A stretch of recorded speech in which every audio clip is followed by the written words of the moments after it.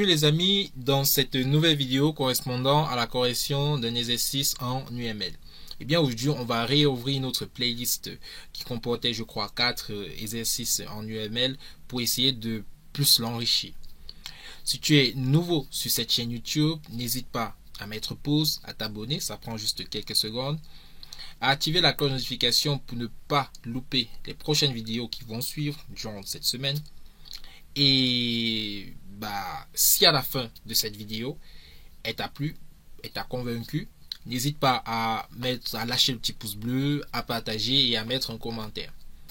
Alors, l'intégralité de cet exercice se trouve sur le site pandacodeur.com. Je mettrai bien sûr, comme d'habitude, le lien d'accès direct à cet exercice au niveau de la description de cette vidéo. Et sans plus tarder, nous pouvons dès à présent débuter. Donc, on va parler des formations d'agents en système d'information. Plus précisément, on va voir les diagrammes de cas d'utilisation et le diagramme d'activité. Alors, si vous avez besoin d'un cours détaillé sur le diagramme de cas d'utilisation ou du diagramme de cas d'activité, n'hésitez pas à mettre en commentaire et je verrai comment faire une petite vidéo pour expliquer cela. Alors, nous, on va vraiment aller dans l'exercice. Alors, l'exercice dit ceci. Exercice système d'information. Formation d'agents. Alors, une administration souhaite informatiser le processus de formation de ses agents. Elle vous explique alors le processus actuel. Lorsqu'un agent souhaite une formation, il en fait la demande auprès de son chef de service. Il faut bien comprendre le texte pour mieux comprendre, pour mieux répondre aux corrections. Pour mieux comprendre les questions posées pour ainsi corriger aisément. Donc, lorsqu'un agent souhaite une formation, il en fait la demande auprès de son chef de service. Cette demande est instruite par le chef de service qui transmet alors son accord ou son désaccord.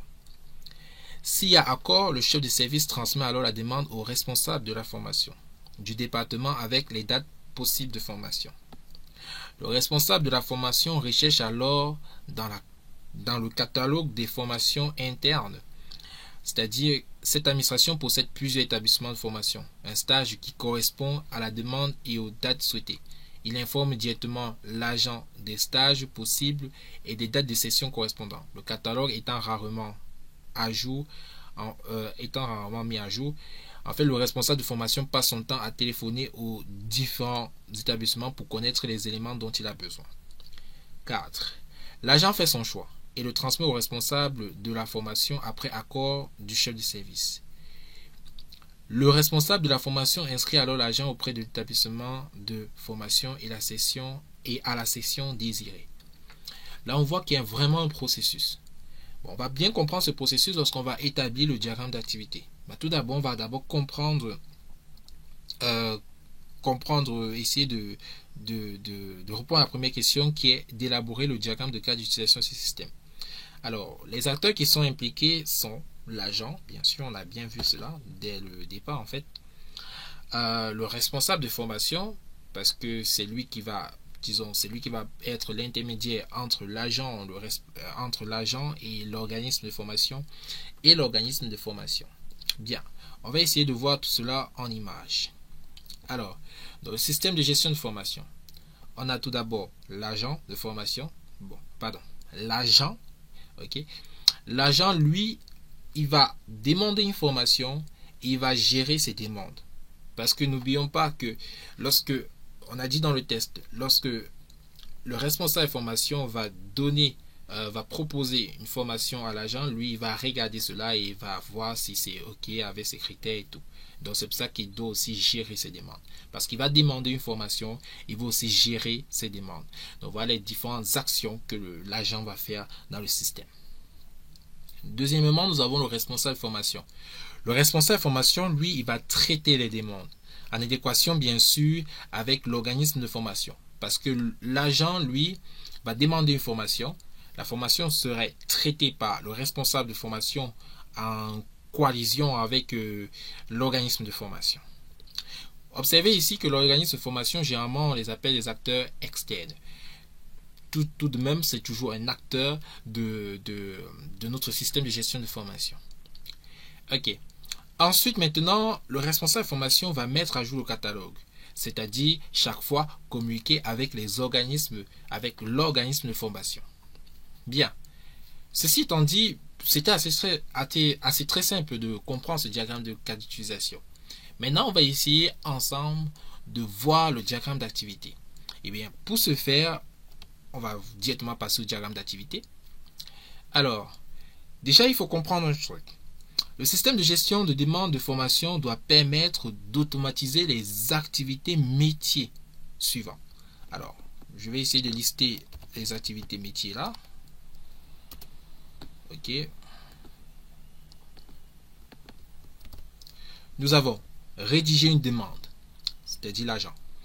Instruire une demande, le responsable de formation. Chercher un stage, le responsable de formation. Sélectionner une section, l'agent. Commander un stage, le responsable de formation. Donc voici les différentes actions métiers que notre diagramme d'activité devra respecter. Ok. Et il ne faut pas oublier qu'un agent a la possibilité d'annuler une demande ou une inscription à une formation. Si vous avez compris tout cela, nous pouvons dès à présent débuter.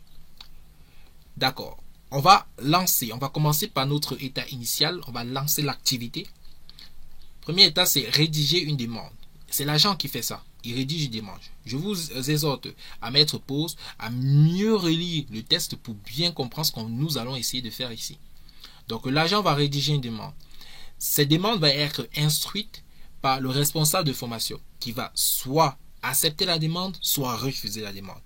Dans le cas où il refuse la demande, l'état fin d'activité en fait, fin de l'activité. Le cas où il accepte la demande, nous continuons l'activité et il cherche le stage. Il cherche le stage pour qui? Pour l'agent de formation.